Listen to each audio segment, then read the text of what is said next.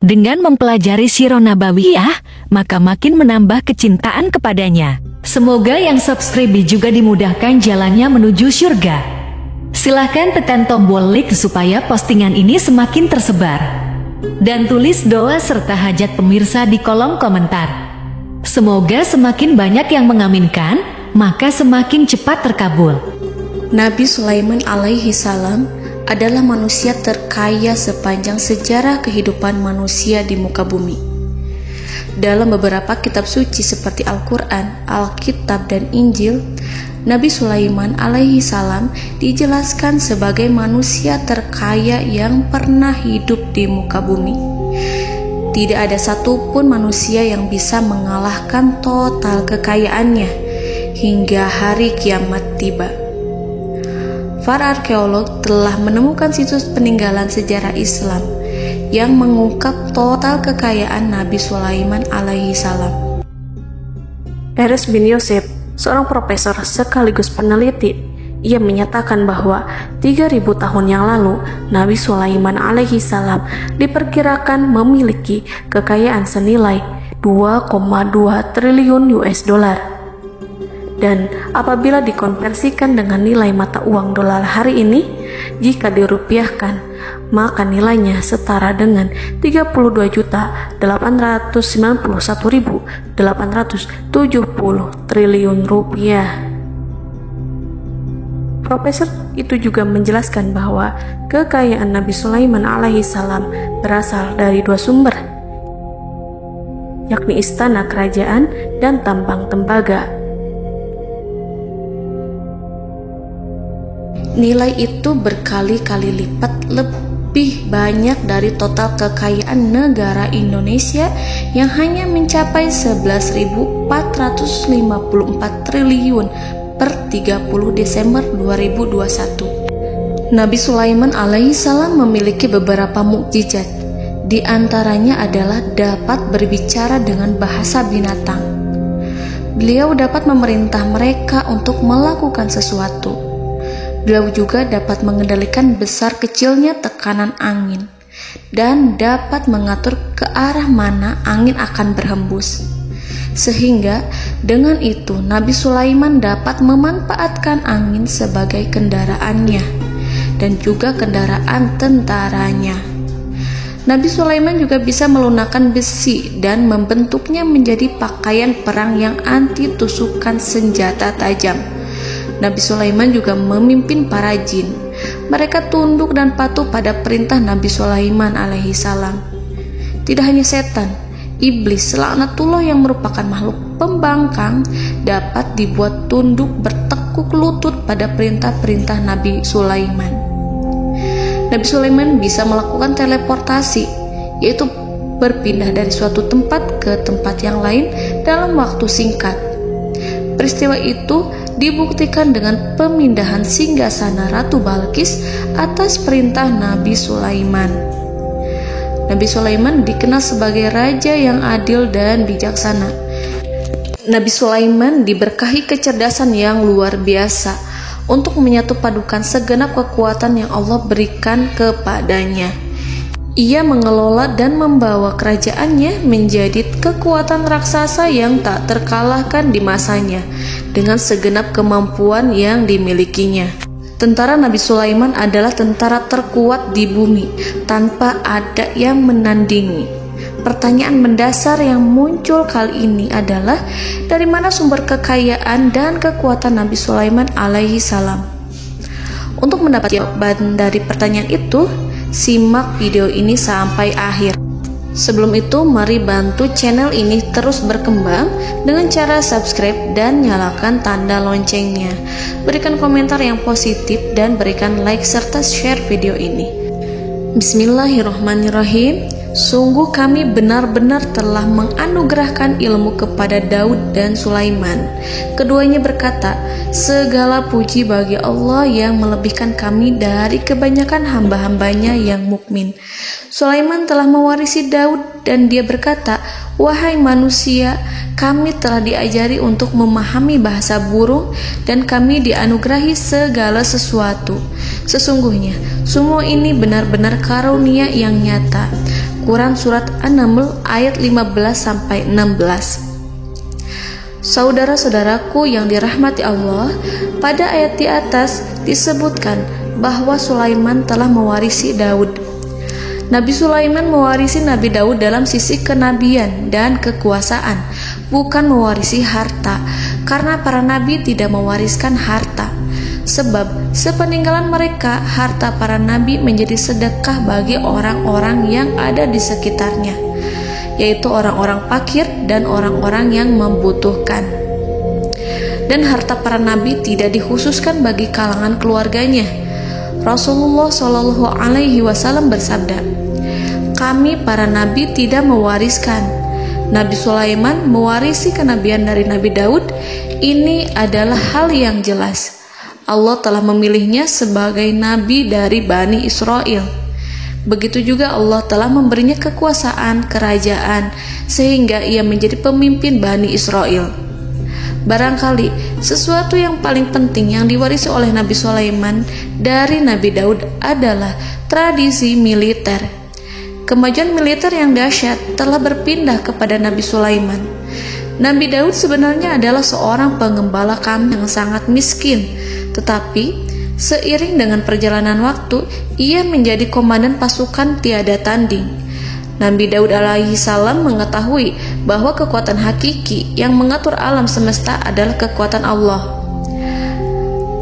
Ketika Nabi Daud mengelurkan tangannya dan memegang potongan batu, lalu beliau melemparkannya dengan ketepel ke arah Jalut, kepala Jalut retak dan ambruk menghantam tanah. Ini sebagai bentuk demonstrasi kekuatan darinya. Kehadiran Nabi Daud mengubah pasukan Bani Israel, di mana mereka sebelumnya lari jika berhadapan dengan musuh. Maka kini keberadaan mereka mulai diperhitungkan di masa hidupnya. Nabi Daud mengalami peperangan yang sangat banyak, tapi Al-Quran tidak menceritakan secara terperinci. Hal itu dikarenakan karena Al-Quran adalah kitab dakwah di jalan Allah, bukan kitab sejarah. Al-Quran hanya menceritakan di dalam Al-Quran surat Shad ayat 20, "Dan kami kuatkan kerajaannya, kerajaan Daud." Ayat tersebut berarti bahwa Nabi Daud belum terkalahkan dalam peperangan yang diikutinya. Di samping dukungan yang Allah berikan kepadanya, juga pasukan dan rakyatnya, di mana mereka adalah orang-orang yang bertauhid, menyerahkan diri kepada Allah. Allah Subhanahu wa Ta'ala mengajarkan kepada Nabi Daud hal-hal yang menjadikan pasukannya memiliki keistimewaan yang dengannya mereka dapat mengalahkan pasukan-pasukan lain, pasukan-pasukan besar yang ada di bumi pada saat itu. Allah Subhanahu wa Ta'ala berfirman dalam surat Saba ayat 10, "Dan kami telah melunakkan besi untuknya." Baju besi mungkin akan menjadi masalah dalam benak kita. Ketika orang-orang yang berperang, baju besi cukup mengganggu gerakan mereka. Kita bisa membayangkan ketika ada dua orang berperang, salah satu dapat bergerak bebas, sementara yang lainnya tidak leluasa bergerak karena tertahan dengan pakaiannya. Namun, dengan kekuasaan Allah, Nabi Daud dapat melunakkan besi dan membuat baju besi yang ringan, yang mudah untuk digunakan. Ini adalah kemajuan penting yang Allah berikan kepada Nabi Daud dan tentaranya. Kemajuan itu kemudian diajarkan, diwariskan dan dimiliki oleh Nabi Sulaiman alaihi salam. Nabi Sulaiman memiliki pasukan dahsyat yang melebihi pasukan manapun di bumi saat itu, atau bahkan mungkin saat ini. Bahkan Allah menambahkan karunia-Nya kepada Nabi Sulaiman yang disebutkan dalam Al-Quran surat An-Naml ayat 16. "Dan Sulaiman telah mewarisi Daud, dan dia berkata, 'Wahai manusia, kami telah diberi pengertian tentang suara burung, dan kami diberi segala sesuatu. Sesungguhnya, ini benar-benar suatu karunia yang nyata.'" Saudara-saudaraku yang dirahmati Allah, pada suatu hari Nabi Sulaiman alaihi salam menengadahkan tangannya dan berdoa kepada Allah Subhanahu wa ta'ala. Antara hati Nabi dan Allah tidak ada penghalang, tidak ada jarak, tidak ada sekatan waktu, tidak ada satupun dari para nabi yang berdoa kepada Allah kecuali doanya pasti dikabulkan. Doa Nabi Sulaiman alaihi salam direkam dalam Al-Quran surat Shad ayat 35. Nabi Sulaiman berkata, "Ya Tuhanku, ampunilah aku, anugerahkanlah kepadaku kerajaan yang tidak dimiliki oleh seorang pun sesudahku." Nabi Sulaiman menginginkan dari Allah sesuatu kerajaan yang belum pernah diperoleh oleh siapapun setelahnya. Allah Subhanahu wa ta'ala mengabulkan doa Nabi Sulaiman dan memberinya kerajaan tersebut. Nabi Sulaiman mewarisi kekuasaan, kenabian, hikmah ilmu dari Nabi Daud alaihi salam. Orang-orang menyebut Nabi Sulaiman Al-Hakim, Sulaiman yang bijaksana. Kebijaksanaan Nabi Sulaiman tidak terbatas pada keadilannya di tengah-tengah manusia dan juga kasih sayangnya kepada mereka. Namun, kebijaksanaan Nabi Sulaiman juga berlaku di kalangan burung dan binatang lainnya. Nabi Daud juga mengenal bahasa burung, tetapi Nabi Sulaiman dapat berbicara dengan bahasa burung. Bahkan, ia dapat menggantikannya sebagai pembantunya. Ketika Nabi Daud bertasbih di gunung, burung-burung serta binatang buas ikut bertasbih bersamanya. Bahkan angin pun berhenti untuk mendengarkan tasbih itu. Sedangkan Nabi Sulaiman alaihi salam, Allah Subhanahu wa ta'ala memberinya karunia lebih dari itu, di mana binatang-binatang buas tunduk padanya, begitu juga angin dan burung. Saudara-saudaraku yang dirahmati Allah, Nabi Sulaiman alaihi salam mampu mendengarkan bisikan semut yang berbicara kepada sesama mereka. Bahkan ia mampu memerintahkan semut tersebut sehingga semut itu menjadi taat pada perintahnya. Pasukan Nabi Sulaiman memiliki kekuatan yang sangat dahsyat. Belum pernah ada di dunia ini satu pasukan pun yang memiliki kekuatan seperti itu.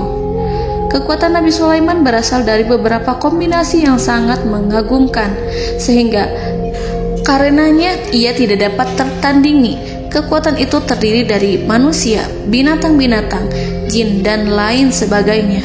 Kita mengetahui bahwa jin adalah makhluk Allah dan manusia tidak mampu melihatnya atau menghadirkannya atau meminta pertolongan kepadanya. Sedangkan Nabi Sulaiman telah diberi Allah suatu kemampuan untuk menundukkan jin, mempekerjakan mereka sebagai tentara di tengah-tengah peperangan. Bahkan ia mampu menjadikan mereka sebagai pekerja-pekerja kasar di kerajaannya saat tidak ada peperangan. Oleh sebab itu, ketika ada pasukan lain yang mencoba melawan pasukan Nabi Sulaiman, mustahil mereka akan mendapatkan kemenangan. Bahkan pasukan Nabi Sulaiman diperkuat oleh pasukan burung. Burung di pasukan Nabi Sulaiman memerankan tugas penting, yaitu menjadi agen intelijen. Kita mengetahui bahwa peranan informasi saat peperangan adalah hal yang penting. Dari informasi tersebut, pasukan dapat mengetahui keadaan lawannya. Demikianlah peranan burung pada pasukan Sulaiman. Ia terbang di tengah-tengah musuh. Kemudian, ia kembali kepada Nabi Sulaiman untuk menyampaikan berita tentang keadaan lawannya. Di samping jin dan burung, Allah juga menundukkan angin untuk Nabi Sulaiman. Nabi Sulaiman dapat memerintahkan angin dan ia mampu untuk menaiki angin tersebut. Dalam Al-Quran surat Shad ayat 36-40, Allah Subhanahu wa ta'ala berfirman, "Kami tundukkan kepada angin yang berhembus dengan baik menurut kemana saja yang dikehendaki Sulaiman. Dan kami tundukkan pula kepadanya setan-setan, semuanya ahli bangunan dan penyelam, dan setan yang lain yang terikat dalam belenggu. Inilah anugerah kami, maka berikanlah kepada orang lain atau tahanlah untuk dirimu tanpa perhitungan, dan sesungguhnya dia mempunyai kedudukan yang dekat pada sisi kami dan tempat kembali yang baik." Saudara-saudaraku yang dirahmati Allah, Allah Subhanahu wa Ta'ala juga memberikan kemampuan yang tak seorang pun dari para nabi mendapatkannya, yaitu kemampuan untuk memerintah setan. Setan adalah salah satu bagian dari jin. Ia adalah kelompok yang celaka dari bangsa jin. Kelompok ini sebenarnya tidak mampu dikuasai oleh manusia. Bahkan jin yang soleh tidak dapat mengatur setan. Adapun Nabi Sulaiman, Allah telah memberinya kekuasaan untuk menundukkan setan dan mempekerjakannya, bahkan mengikatnya dengan rantai serta menghukumnya jika ia menentang pada perintahnya. Setan membangun untuk Sulaiman istana-istana, patung-patung dan alat-alat perang.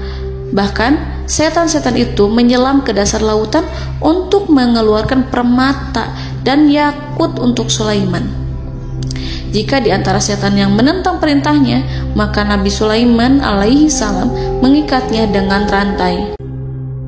Ini semua menunjukkan kekayaan Nabi Sulaiman dan kekuasaannya, di mana ia mampu mengatur banyak makhluk di bumi ini. Tentu saja, kemampuan itu semua adalah atas izin dari Allah Subhanahu wa Ta'ala sebagai mukjizat darinya.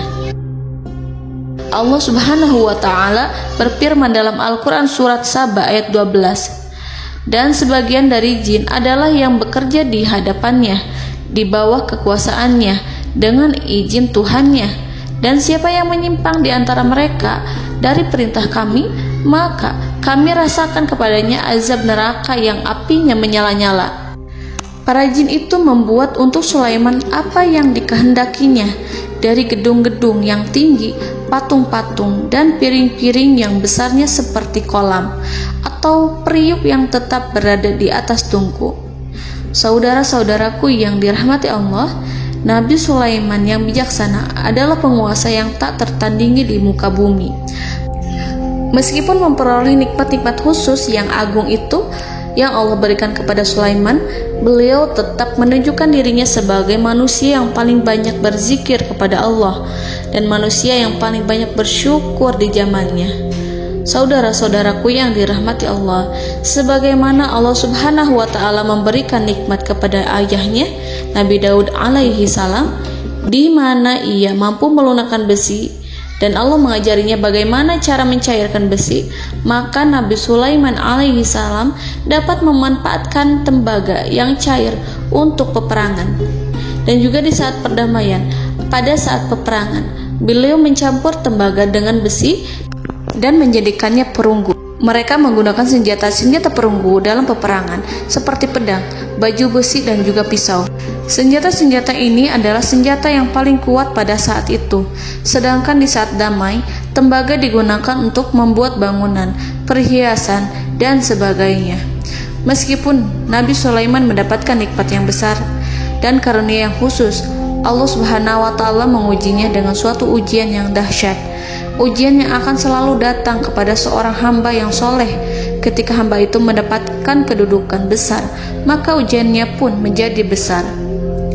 Allah Subhanahu wa Ta'ala menguji Nabi Sulaiman dengan penyakit. Diceritakan oleh Fahru Roji, Nabi Sulaiman diuji dengan suatu penyakit yang keras, di mana kedokteran saat itu tidak dapat dan tidak mampu mengatasinya. Sakitnya Nabi Sulaiman sangat keras, sehingga para dokter dari kalangan manusia ataupun jin tidak mampu menghilangkan penyakit itu. Lalu burung-burung menghadirkan rumput-rumput yang dianggapnya sebagai obat, tetapi Nabi Sulaiman tak kunjung sembuh. Semakin hari penyakit Nabi Sulaiman semakin menjadi-jadi, sehingga ketika Nabi Sulaiman duduk di atas kursi, ia duduk bagaikan tubuh tanpa roh. Seakan-akan ia mati karena saking keras penyakit yang dideritanya. Sakit yang diderita oleh Nabi Sulaiman alaihi salam berlangsung sangat lama. Namun Nabi Sulaiman tidak henti-hentinya berzikir kepada Allah dan meminta kesembuhan kepadanya, serta selalu beristighfar dan mengungkapkan rasa cinta kepadanya. Selesailah ujian Allah terhadap hambanya Nabi Sulaiman. Beliau pun sembuh.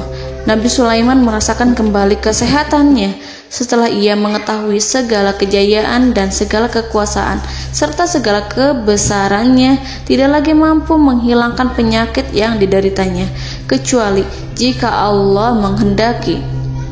Saudara-saudaraku yang dirahmati Allah, Nabi Sulaiman telah membangun tempat ibadah, tempat sujud, sehingga manusia menyembah Allah di dalamnya.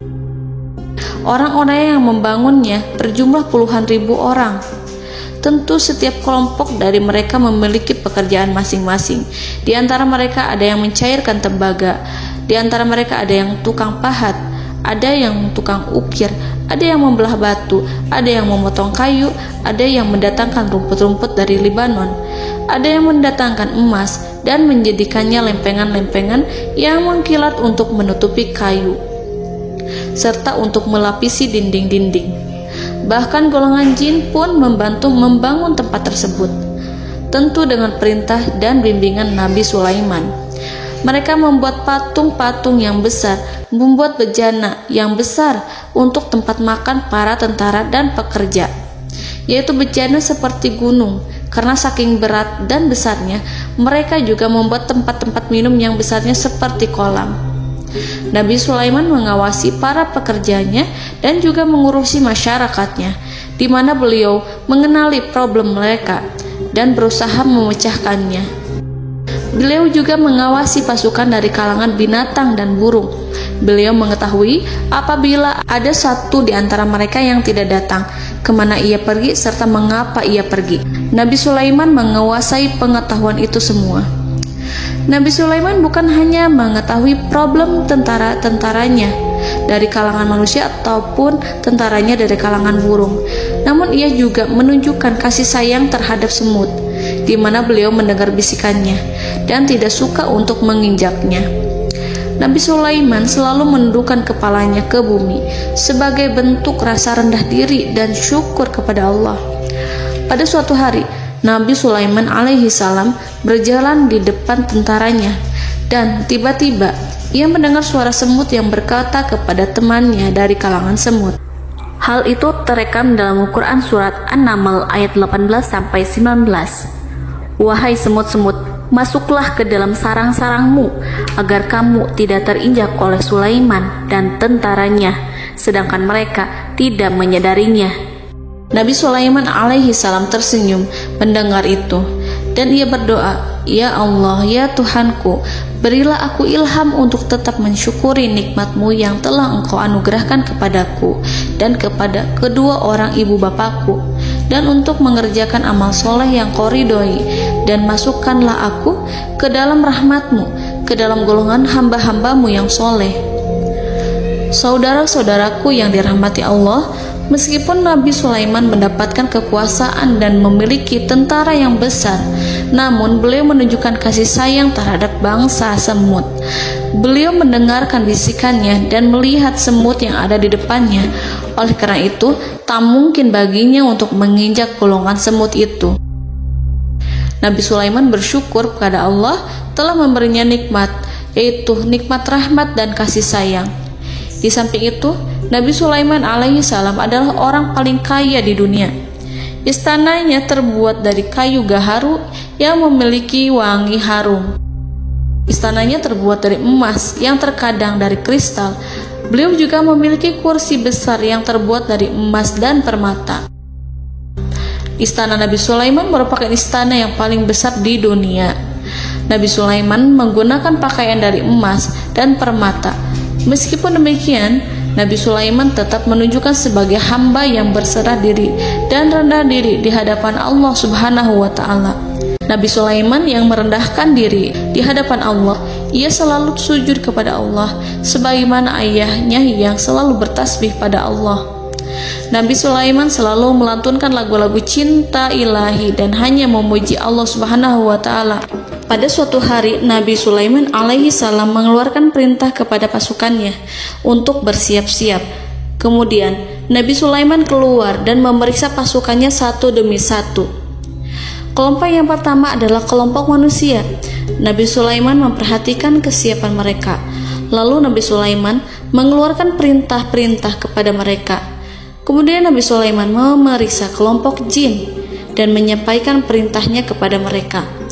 Beliau memenjarakan jin yang tampak bermalas-malasan saat bekerja. Lalu beliau memeriksa binatang dan berkata kepada mereka, apakah mereka sudah makan dengan baik? Apakah mereka tidur dengan nyenyak? Apakah ada yang mengadu pada mereka, misalkan karena penyediaan makanan yang tidak layak? Apakah ada di sana yang sakit dan lain sebagainya? Ketika Nabi Sulaiman merasa puas dengan semuanya, Nabi Sulaiman memasuki tenda tempat berkumpulnya para burung. Nabi Sulaiman alaihissalam kemudian memasuki tenda tersebut, mengamati keadaan di sekitarnya, sehingga beliau mengetahui bahwa ada satu burung yang tidak hadir, yaitu burung hudhud. Mengapa aku tidak melihat burung hudhud? Burung-burung yang lain tampak terdiam sebagai penghormatan, dan mereka mendengarkan apa yang akan dikatakan pemimpin mereka. Nabi Sulaiman mengarahkan pandangannya pada semua burung dan tidak menemukan burung hudhud di antara mereka. Tak seekor burung pun yang mengetahui keberadaannya. Burung hudhud absen pada apel wajib kali ini. Nabi Sulaiman mulai menampakkan kemarahannya. Tiba-tiba, seekor burung kecil memberanikan diri untuk berkata kepada Nabi Sulaiman, Wahai Nabi yang mulia, seharusnya Hudhud ada bersamaku kemarin untuk melaksanakan tugas penyelidikan. Ia adalah pemimpin misi itu. Namun, burung Hudhud belum datang. Oleh karena itu, aku tidak pergi bersamanya. Burung itu tampak gemetar. Nabi Sulaiman mengetahui bahwa Hudhud tidak hadir dan tak seorang pun mengetahui kemana ia pergi. Burung hudhud pergi tanpa izin terlebih dahulu. Dalam keadaan marah, Nabi Sulaiman berkata, "Sungguh aku benar-benar akan mengazabnya dengan azab yang sangat keras, atau benar-benar menyembelihnya, kecuali jika ia benar-benar datang kepadaku dengan alasan yang jelas." Kawanan burung-burung mengetahui bahwa Nabi Sulaiman sedang marah dan telah menetapkan untuk menyiksa burung hudhud atau menyembelihnya, atau justru memaafkannya dengan syarat ia datang dengan membawa alasan yang dapat menyelamatkannya, atau dengan kata lain, burung hudhud dapat memastikan bahwa ia melaksanakan tugas yang penting. Nabi Sulaiman menunjukkan kemarahan yang besar sehingga siapapun akan merasa takut kepada Nabi Sulaiman yang marah. Nabi Sulaiman kemudian pergi dari tempat burung tersebut. Nabi Sulaiman masih memikirkan keadaan burung hudhud. Seharusnya burung hudhud menjadi bagian penting dari badan intelijen. Apakah ia pergi untuk menyingkap suatu, atau apakah ia pergi hanya untuk bermain-main? Nabi Sulaiman telah memperhatikan dan mengetahui bahwa burung hudhud adalah seekor burung yang cerdik dan juga fasih berbicara. Terkadang Nabi Sulaiman mendapati burung hudhud sedang bermain-main dan menunda-nunda pekerjaannya. Namun ketika Nabi Sulaiman melihatnya, burung hudhud memahami bahwa perbuatannya tidak benar. Oleh karena itu, ia tidak boleh menyampur adukan antara waktu serius dan waktu bermain. Tidak lama setelah itu, burung hudhud tiba di tempat para burung. Burung-burung yang lain berkata kepadanya, "Wahai hudhud, pergilah engkau ke tempat Nabi Sulaiman. Jika ia mengetahui bahwa engkau telah sampai, jiwamu benar-benar terancam." Mendengar itu, burung hudhud segera beranjak. Ia terbang menemui Nabi Sulaiman.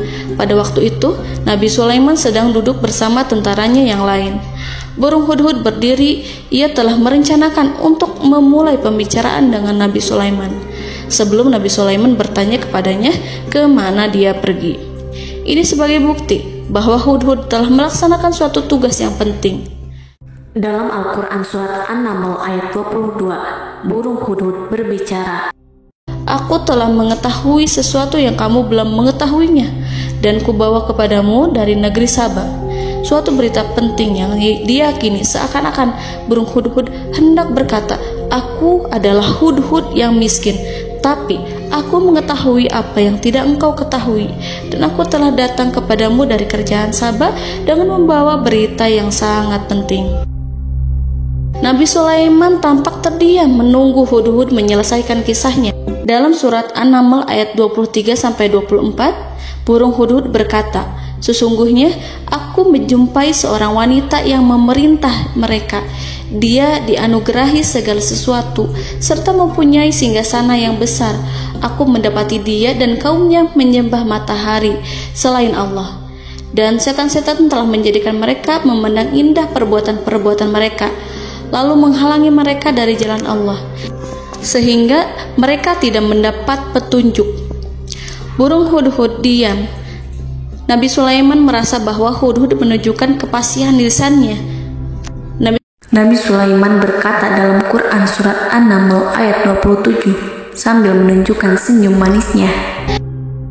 Nabi Sulaiman berkata, "Akan kami lihat apakah kamu benar wahai hudhud, ataukah kamu termasuk orang-orang yang berdusta." Seakan-akan burung hudhud ingin mengatakan, "Aku tidak berbohong, wahai Nabi yang mulia." Namun diamnya Sulaiman membuat takut sehingga burung hudhud terdiam. Nabi Sulaiman terdiam karena berpikir, lalu ia memutuskan sesuatu setelah itu. Beliau melihat kepada lainnya dan meminta secari kertas.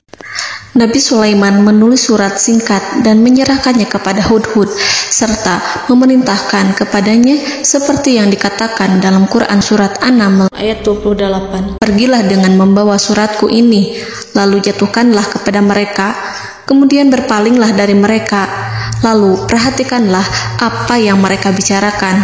Al-Quranul Karim hanya menceritakan dalam Quran surat An-Naml bagaimana perginya hudhud dan bagaimana ia menyerahkan surat itu. Lalu Al-Quran langsung menyebut keadaan kerajaan Balqis yang saat itu sedang membaca surat di depan para pembesar kerajaan dan para menterinya. Dalam Al-Quran surat An-Naml ayat 29-31 berkatalah Balqis, "Wahai pembesar-pembesar, sesungguhnya telah dijatuhkan kepadaku sebuah surat yang mulia. Sesungguhnya surat ini dari Sulaiman, dan sesungguhnya isinya dengan menyebut nama Allah yang Maha Pengasih lagi Maha Penyayang, bahwa janganlah kalian berlaku sombong terhadapku, dan datanglah kepadaku sebagai orang yang berserah diri." Saudara-saudaraku yang dirahmati Allah, dalam surat tersebut Nabi Sulaiman menyebutkan supaya mereka menyerahkan diri dan tunduk kepada perintah Nabi Sulaiman. Nabi Sulaiman memerintahkan agar mereka meninggalkan penyembahan terhadap matahari. Nabi Sulaiman tidak mempersoalkan akidah mereka dan tidak memuaskan mereka dengan apapun. Nabi Sulaiman hanya memerintahkan bahwa ia berada di atas kebenaran. Bukankah ia didukung kekuatan yang berlandaskan keyakinan yang dimilikinya? Nabi Sulaiman hanya memerintahkan mereka agar tunduk dan patuh kepadanya. Ratu Sabak menyampaikan surat tersebut di tengah-tengah kaumnya. Dalam Quran surat An-Naml ayat 32 dijelaskan, "Dan berkatalah Balqis, wahai para pembesar, berilah aku pertimbangan dalam urusanku ini. Aku tidak pernah memutuskan sesuatu persoalan sebelum kamu berada dalam majelisku." Saudara-saudaraku yang dirahmati Allah, para pembesar istana Balqis menentang surat tersebut. Isi surat itu membangkitkan kesombongan kaum Sabak, di mana mereka merasa lebih kuat. Mereka mengetahui bahwa di sana ada seorang yang mencoba menentang mereka dan mengisyaratkan peperangan kepada mereka. Lalu ia meminta kepada mereka untuk memenuhi syarat-syaratnya sebelum terjadinya peperangan dan kekalahan. Dalam surat An-Naml ayat 33, mereka menjawab, "Kita adalah orang-orang yang memiliki kekuatan dan juga memiliki keberanian yang sangat besar dalam peperangan. Dan keputusan berada di tanganmu, wahai rajaku. Maka pertimbangkanlah apa yang akan kamu perintahkan." Saudara-saudaraku yang dirahmati Allah, para pembesar kaum Sabak seakan ingin berkata, "Kita siap untuk melaksanakan perang." Tampaknya ratu itu memiliki kebijakan yang lebih baik dari pembesar kaumnya. Surat Sulaiman itu membuatnya berpikir lebih jernih dan lebih berhati-hati. Ia berusaha sebisa mungkin menghindari peperangan. Ratu itu berpikir dalam tempo yang lama. Nama Sulaiman tidak diketahuinya dan ia pun belum pernah mendengarnya. Oleh karena itu, Ratu kaum Sabak tidak mampu mengetahui dan mendeteksi seberapa besar kekuatan Nabi Sulaiman. Boleh jadi Nabi Sulaiman memiliki kekuatan yang dahsyat, sehingga ia mampu memerangi kekuasaannya dan mengalahkannya. Kemudian ratu memperhatikan apa yang ada di sekelilingnya. Ia melihat kemajuan masyarakatnya dan juga kekayaannya. Barangkali ia mengira bahwa Nabi Sulaiman iri terhadap kemajuan dan kekayaannya itu, sehingga Nabi Sulaiman ingin menyerangnya. Setelah mempertimbangkan isi surat Nabi Sulaiman dengan cermat, Ratu Saba memilih untuk tidak bersikap ceroboh dan bodoh. Ratu lebih suka untuk menggunakan bahasa kelembutan. Ia mengirim kepada Nabi Sulaiman suatu hadiah yang besar. Ratu mengira bahwa Nabi Sulaiman seorang yang ambisius, yang boleh jadi ia telah mendengar tentang kekayaan kerajaan Saba. Para utusan pergi dengan membawa hadiah dari Ratu Saba.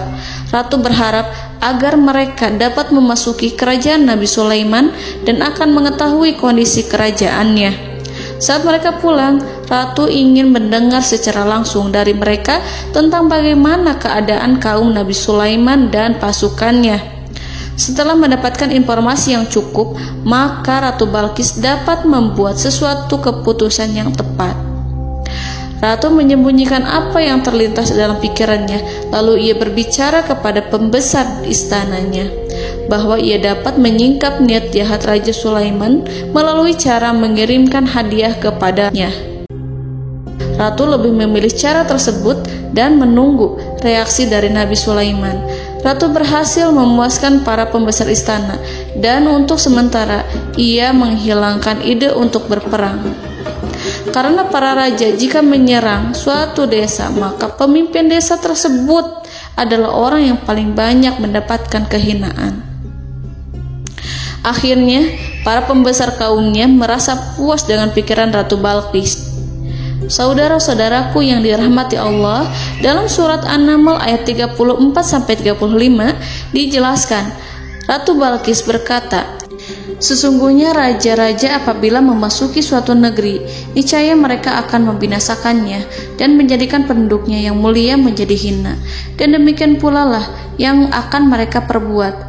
Dan sesungguhnya aku akan mengirim utusan kepada mereka dengan membawa hadiah, dan aku akan menunggu apa yang akan dibawa kembali oleh utusan itu." Kemudian sampailah hadiah dari Ratu Balqis kepada Nabi Sulaiman. Para intelijen Nabi Sulaiman memberitahunya bahwa utusan Balqis datang dengan membawa hadiah. Nabi Sulaiman langsung mengetahui bahwa Ratu Balqis itu sengaja mengirim orang-orangnya untuk mengetahui atau untuk mendapatkan informasi tentang kekuatannya. Lalu setelah itu ia akan mengambil keputusan atau mengambil sikap kepada kerajaan Sulaiman. Nabi Sulaiman segera memanggil semua pasukannya untuk berkumpul. Utusan Balqis segera memasuki istana Nabi yang dipenuhi dengan pasukan yang besar, bersenjata. Melihat itu, utusan Ratu Balqis tercengang dan terkejut ketika mereka melihat kekayaan yang mereka bawa tidak ada apa-apanya dibandingkan dengan kerajaan Nabi Sulaiman. Hadiah mereka tampak tidak berarti. Emas yang mereka bawa tampak tidak memiliki makna saat mereka memasuki istana Nabi Sulaiman yang terbuat dari kayu-kayu pohon gaharu yang mengeluarkan bau yang harum serta dihiasi dengan emas permata. Para utusan Ratu Balqis berdiri bersama Nabi Sulaiman dan menyaksikan bagaimana Nabi Sulaiman mengendalikan pasukannya. Kemudian mereka mulai berpikir tentang kekuatan dan kualitas pasukan Nabi Sulaiman. Betapa kagetnya mereka ketika melihat di tengah-tengah pasukan itu terdapat singa, burung, dan tentara dari kalangan manusia yang mampu terbang. Mereka pun sadar bahwa mereka di hadapan pasukan yang tiada tandingannya. Selesailah demonstrasi pasukan Nabi Sulaiman. Kemudian para utusan ratu dipersilahkan maju ke tempat hidangan makanan. Para utusan itu sangat terkejut ketika melihat berbagai macam makanan dari penjuru dunia ada di depannya. Dan di antara makanan itu terdapat pula makanan yang biasa ditemukan di negeri mereka. Tetapi mereka melihat bahwa makanan itu memiliki rasa yang lebih istimewa. Selain itu, piring-piring yang ada di depan mereka terbuat dari emas, dan mereka dilayani oleh laki-laki yang berhias dengan emas. Di meja makan itu terdapat burung, ikan laut, dan berbagai macam daging yang mereka tidak mampu lagi membedakan daging apa itu. Nabi Sulaiman tidak makan bersama mereka, tapi beliau makan dengan menggunakan piring yang terbuat dari kayu. Beliau memakan roti yang kering yang dicampur dengan minyak. Inilah makanan yang dipilih Nabi Sulaiman. Makan bersama mereka dalam keadaan diam, mereka merasa kehadiran Nabi Sulaiman menciptakan suatu wibawa yang luar biasa. Selesai perjamuan itu, lalu dengan sangat malu mereka menyerahkan hadiah dari Ratu Balqis kepada Nabi Sulaiman. Hadiah itu berupa emas yang bagi mereka hadiah itu sangat bernilai tinggi. Tapi di sini hadiah itu tampak kecil di hadapan kekayaan Nabi Sulaiman yang sangat mengagumkan. Nabi Sulaiman memperhatikan hadiah dari Ratu Balqis itu dan berkata dalam Quran surat An-Naml ayat 36, "Maka apa yang diberikan Allah kepadaku lebih baik daripada apa yang diberikannya kepadamu, tetapi kamu merasa bangga dengan hadiahmu." Saudara-saudaraku, Raja Sulaiman menyingkap dengan kata-katanya yang singkat itu penolakannya terhadap hadiah mereka. Ia memberitahu utusan itu bahwa ia tidak menerima hadiah tersebut. Ia tidak merasa puas dengan hadiah itu. Yang membuatnya puas hanyalah, "Janganlah kalian berlaku sombong terhadapku dan datanglah kepadaku sebagai orang-orang yang berserah diri." Lalu Nabi Sulaiman berkata kepada mereka dengan pelan. Hal itu diabadikan dalam Al-Quran surat An-Naml ayat 37. "Kembalilah kepada mereka. Sungguh kami akan mendatangi mereka dengan bala tentara yang mereka tidak kuasa melawannya. Dan pasti kami akan mengusir mereka dari negara itu, yaitu negeri Saba, dengan terhina. Dan mereka akan menjadi tawanan-tawanan yang hina." Saudara-saudaraku yang dirahmati Allah, Nabi Sulaiman kemudian meninggalkan para utusan ratu setelah terlebih dahulu mengancam mereka. Para utusan itu berharap agar Nabi Sulaiman mau menunggu kunjungan Ratu Balqis yang akan membawa misi perdamaian. Akhirnya, sampailah para utusan Ratu Balqis ke negeri Saba. Mereka segera menuju istana sang ratu. Mereka memberitahu bahwa negeri mereka ada di ujung tanduk. Mereka menceritakan kepada ratu tentang kekuatan Nabi Sulaiman dan tidak mungkin bagi mereka mampu melawannya. Mereka meyakinkan Ratu Balqis bahwa ia harus mengunjunginya dan melihat sendiri bagaimana kebesaran kerajaan Nabi Sulaiman. Kemudian Ratu Balqis menyiapkan dirinya untuk pergi menuju kerajaan Nabi Sulaiman. Nabi Sulaiman duduk di kursi kerajaan di tengah-tengah para pembesarnya dan para menterinya, serta para komandan pasukannya. Beliau berpikir tentang sosok Balqis. Nabi Sulaiman mengetahui bahwa Balqis menuju tempatnya. Balqis dikelilingi rasa takut. Nabi Sulaiman berpikir sejenak tentang bagaimana matahari disembah.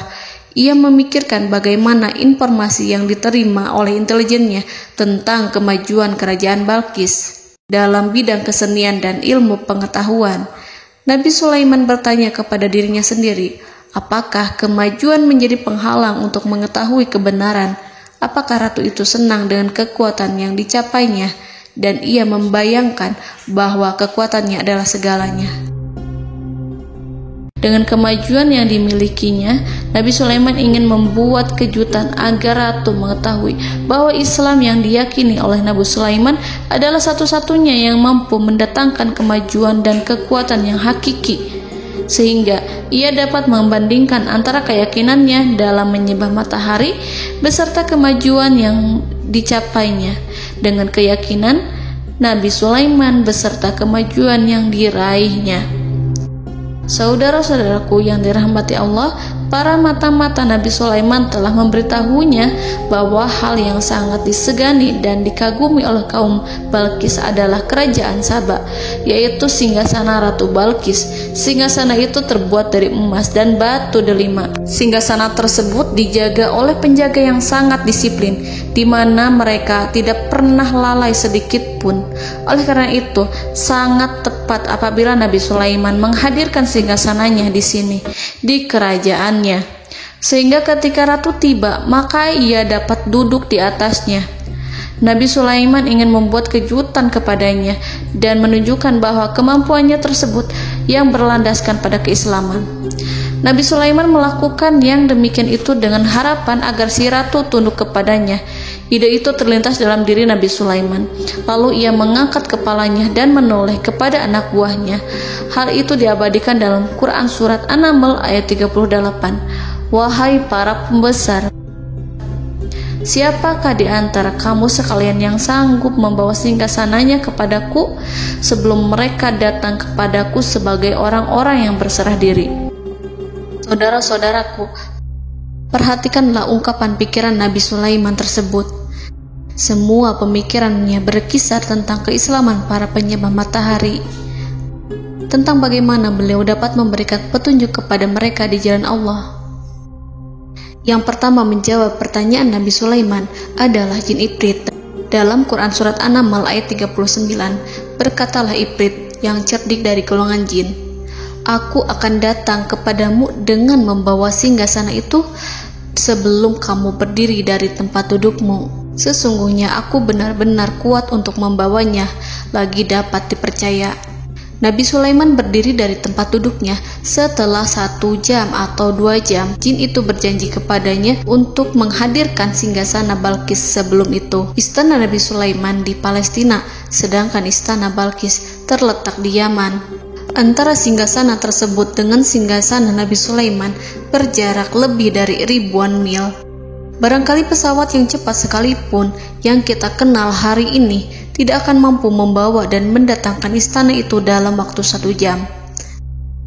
Tetapi masalahnya di sini, berhubung dengan kekuatan jin yang serba misterius, Nabi Sulaiman tidak mengomentari sedikit pun terhadap apa yang dikatakan oleh Ifrit. Nabi Sulaiman tampak menunggu tanggapan lain yang mampu menghadirkan singgasana Balkis yang lebih cepat dari jin Ifrit. Nabi Sulaiman menoleh kepada seorang yang di sana, yang duduk di atas naungan. Hal itu diceritakan dalam Al-Quran Surat An-Naml ayat 40. Berkatalah seseorang yang mempunyai ilmu dari Alkitab, "Aku akan membawa singgasana itu kepadamu sebelum matamu berkedip." Maka tatkala Sulaiman melihat singgasana itu terletak di hadapannya, ia pun berkata, "Ini termasuk karunia Tuhanku untuk menguji aku, apakah aku akan bersyukur atau mengingkari nikmatnya? Dan barang siapa yang bersyukur, maka sesungguhnya dia bersyukur untuk kebaikan dirinya sendiri.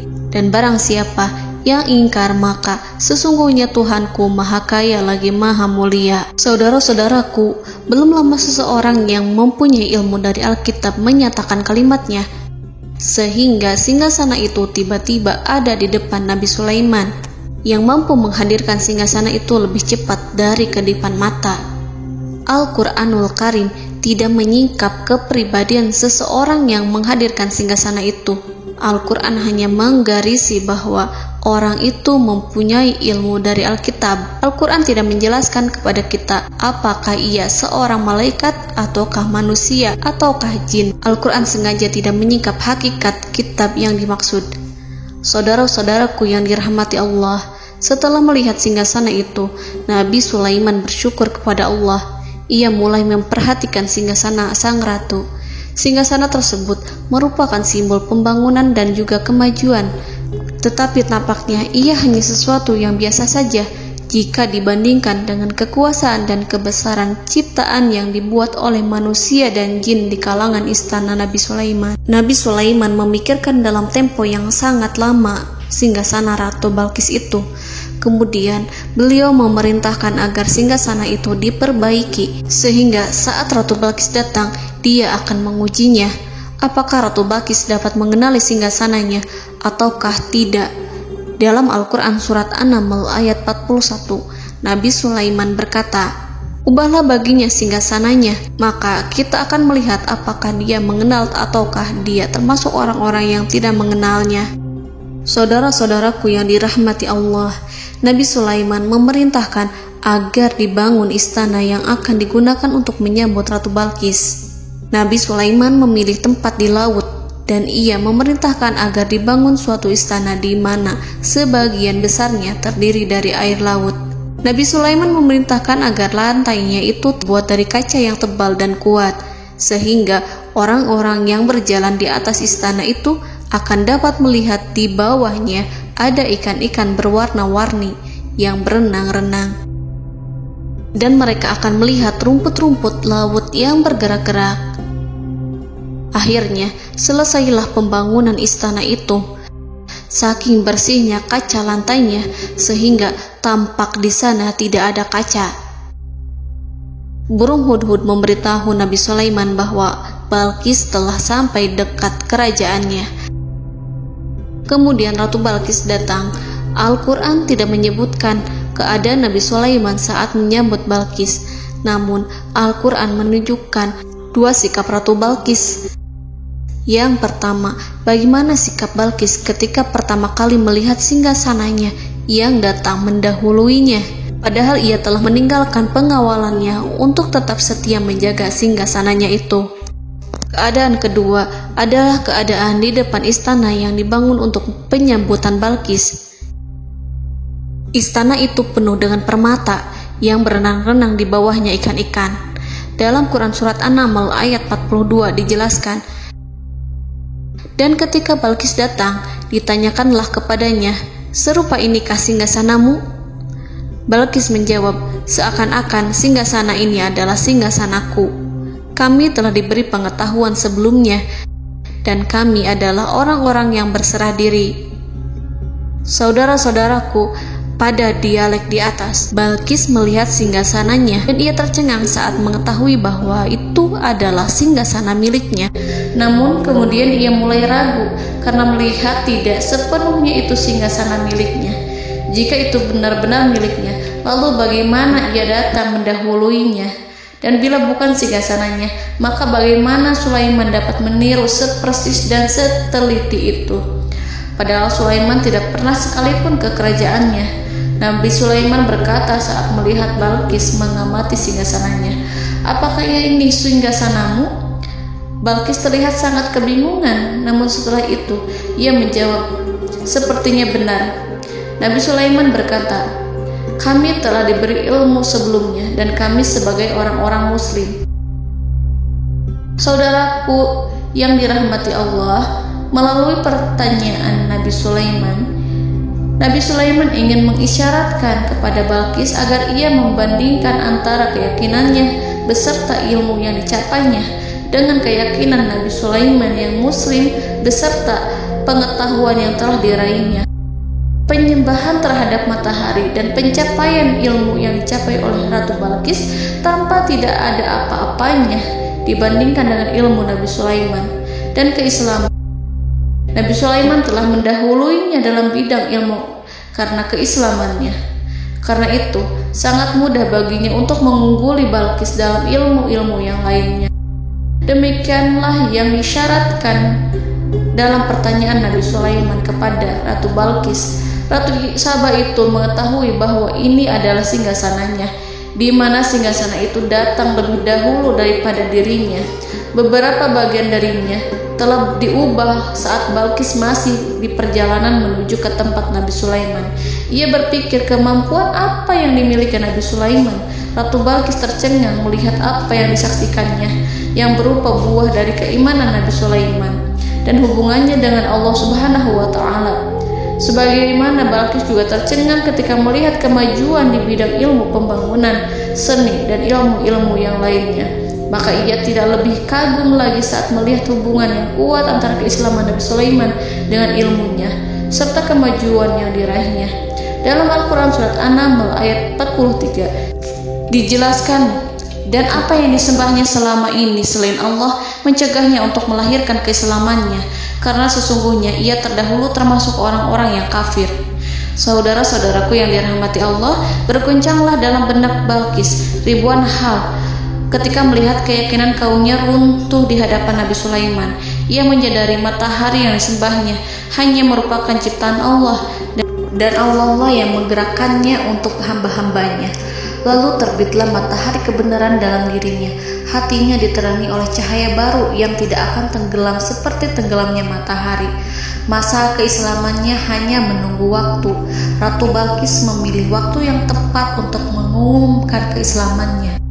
Allah Subhanahu wa Ta'ala berfirman dalam Quran Surat An-Naml ayat 44. Dikatakan kepadanya, masuklah ke dalam istana. Maka tatkala ia melihat lantai istana itu, dikiranya kolam air yang besar dan disingkapnya 2 betisnya. Berkatalah Sulaiman, sesungguhnya ia adalah istana licin yang terbuat dari kaca.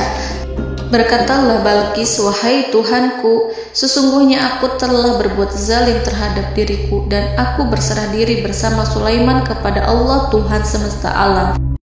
Saudara-saudaraku yang dirahmati Allah, dikatakan kepada Balqis, masuklah ke dalam istana. Ketika ia masuk, maka ia tidak menyaksikan adanya kaca, tetapi ia melihat air, sehingga ia mengira akan bersinggungan dengan air. Lalu ia menyingkapkan sedikit bajunya agar bajunya itu tidak basah. Nabi Sulaiman mengingatkannya tanpa melihatnya agar ia tidak khawatir terhadap pakaiannya, karena pakaiannya tidak akan basah, sebab di sana tidak ada air. Itu sekedar kaca yang halus, yang saking halusnya sehingga ia tidak tampak. Pada kesempatan itulah Balqis mengumumkan keislamannya, yang mengakui kelalimannya, dan ia menyatakan menyerahkan diri kepada Nabi Sulaiman dan kepada Allah Tuhan semesta alam. Lalu kaumnya pun mengikutinya dan mereka memeluk Islam. Balqis menyadari ia berhadapan dengan penguasa yang terbesar di bumi dan Nabi Allah yang mulia. Untuk pertama kalinya, wajah Sulaiman tampak dihiasi dengan senyuman yang menunjukkan kepuasannya sejak Balqis mengunjunginya. Demikianlah Nabi Sulaiman mewujudkan kejayaannya yang hakiki dan menyebarkan cahaya Islam di muka bumi. Saudara-saudaraku, Al-Quran tidak menyebutkan kisah Balqis setelah keislamannya. Para ahli tafsir mengatakan bahwa ia menikah dengan Nabi Sulaiman. Selain itu, ada yang mengatakan bahwa ia menikah dengan salah satu orang dekat Nabi Sulaiman. Ada juga yang mengatakan bahwa sebagian Raja Habasyah adalah keturunan dari buah perkawinan ini. Wallahu a'lam bishawab. Saudara-saudaraku yang dirahmati Allah, Nabi Sulaiman hidup di tengah-tengah kejayaan dan kemuliaan di bumi. Kemudian Allah menetapkan kematian untuknya, sebagaimana kehidupan Sulaiman berada di puncak kemuliaan dan kejayaan yang penuh dengan keajaiban yang luar biasa. Maka kematiannya pun merupakan tanda-tanda kebesaran Allah yang penuh dengan keajaiban. Demikianlah bahwa kematiannya sesuai dengan kehidupannya, sesuai dengan kejayaannya. Allah berfirman tentang kematian Sulaiman di dalam Al-Quran Surat Saba ayat 14. Maka tatkala kami telah menetapkan kematian Nabi Sulaiman, tidak ada yang menunjukkan kepada mereka kematiannya itu kecuali rayap yang memakan tongkatnya. Maka tatkala ia telah tersungkur, tahulah jin bahwa kalau sekiranya mereka mengetahui yang gaib, tentulah mereka tidak akan tetap dalam siksa yang menghinakan. Saudara-saudaraku, kemampuan Nabi Sulaiman untuk menundukkan jin dan mempekerjakan mereka serta hubungan mereka dengan semua itu menimbulkan fitnah di tengah-tengah manusia. Dalam hal tertentu, kematian Nabi Sulaiman merupakan batasan jawaban terhadap fitnah ini. Kami tidak mengetahui siapa yang mengklaim bahwa jin mengetahui hal yang gaib. Apakah itu setan yang terkutuk, atau jin yang bodoh, atau manusia yang tertipu? Kami tidak mengetahui siapa yang bertanggung jawab terhadap tersebarnya isu yang keliru ini. Yang kita ketahui adalah bahwa hal tersebut adalah mempengaruhi sebagian manusia dan jin. Barangkali manusia berkata kepada diri mereka, selama jin melakukan perbuatan yang luar biasa ini, maka apa gerangan yang menjadikan mereka tidak mengetahui hal yang gaib itu? Manusia itu lupa bahwa kunci kegaiban berada di tangan Allah. Masalah ilmu gaib tidak akan mampu dikuasai oleh jin dan manusia. Hanya Dia yang mengetahuinya, dan manusia diberitahu hanya sedikit sekali.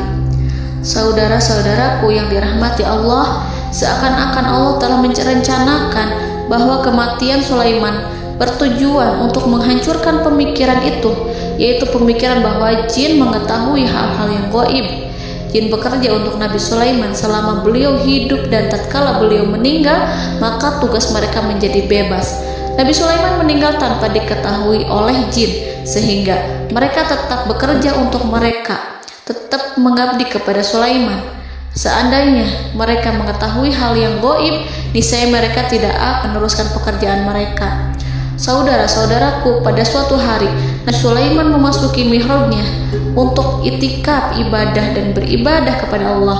Tak seorang pun yang berani mengganggu khalwatnya. Mihrab Sulaiman terletak di puncak gunung dan dindingnya terbuat dari permata. Pada suatu hari, Nabi Sulaiman duduk bersandar pada tongkatnya dan ia tampak tenggelam dalam tafakur. Beliau berzikir pada Allah hingga rasa kantuk menguasainya. Lalu setelah itu malaikat maut menemuinya. Nabi Sulaiman pun meninggal. Beliau bersandar kepada tongkatnya. Jin melihatnya dan mengira bahwa beliau sedang sholat, sehingga mereka pun terus melanjutkan pekerjaannya. Berlalulah hari demi hari yang panjang. Datanglah rayap, yaitu semut kecil yang memakan kayu. Hewan itu mulai memakan tongkat Nabi Sulaiman. Rayap itu tampak lapar. Sebagian dari tongkat Nabi Sulaiman dimakan beberapa hari oleh rayap itu. Ketika yang dimakannya semakin bertambah, maka tongkat itu pun menjadi rusak dan kemudian jatuh dari tangan Nabi Sulaiman alaihi salam. Tubuh mulia itu kehilangan keseimbangan dan kemudian jatuh terhempas di bumi. Tatkala tubuh suci itu tersungkur, maka manusia segera menuju ke arahnya. Mereka menyadari dan mengetahui bahwa Nabi Sulaiman telah meninggal dalam waktu yang lama. Jin menyadari bahwa mereka tidak mengetahui hal yang gaib dan manusia pun mengetahui hakikat ini. Seandainya jin mengetahui hal yang gaib, niscaya ia tidak akan meneruskan siksa yang hina. Mereka tidak akan bekerja kepada Sulaiman. Demikianlah Nabi Sulaiman alaihi salam meninggal dalam keadaan duduk dan sholat di mihrabnya. Lalu berita itu tersebar bagaikan api di bumi. Manusia, burung, dan binatang buas mengantarkan jenazah Nabi Sulaiman. Sekawanan burung tampak sedih dan menangis. Semua makhluk bersedih. Akhirnya tak seorang pun mengetahui bahasa burung di bumi. Meninggallah seorang yang memahami pembicaraan burung, binatang-binatang, jin, dan lain sebagainya. Burung-burung itu berkata, betapa beratnya kehidupan di tengah orang-orang yang tidak mengetahui pembicaraan kita. Allahu a'lam.